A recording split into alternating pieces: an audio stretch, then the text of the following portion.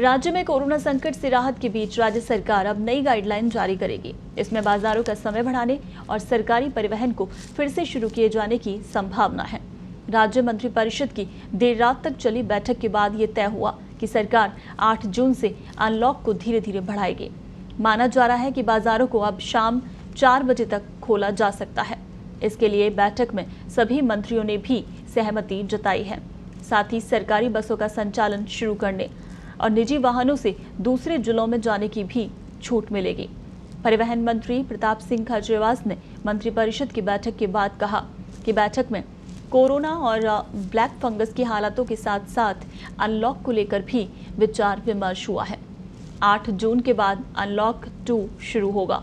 इससे प्रदेश में जनता को कई तरह की राहत मिलेगी, साथ ही बाजार का समय बढ़ेगा। सभी इसके लिए सहमत हैं। वहीं बैठक में व्यापारियों की समस्याओं को भी रखा गया और मुख्यमंत्री अशोक गहलोत को सारी जानकारी दी गई। सूत्रों के अनुसार राज्य में वीकेंड कर्फ्यू को अभी जारी रखा जाएगा।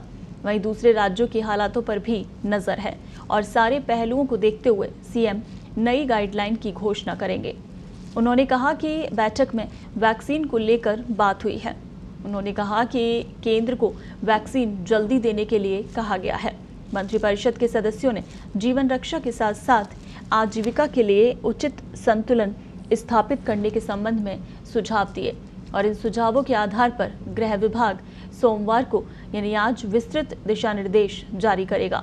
मंत्रिपरिषद ने केंद्र द्वारा प्रदेश में ब्लैक फंगस की दवा की अपर्याप्त आपूर्ति पर चिंता व्यक्त की और रोगियों की संख्या के अनुपात में इसकी आपूर्ति सुनिश्चित करने के लिए संबंध में केंद्र सरकार के साथ अधिक समन्वित प्रयास करने पर बल दिया।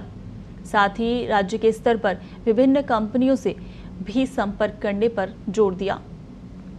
बैठक में प्रभारी मंत्रियों ने अपने प्रभार वाले जिलों में दौरों का फीडबैक दिया और तीसरी लहर की तैयारियों के बारे में भी अवगत करवाया गया।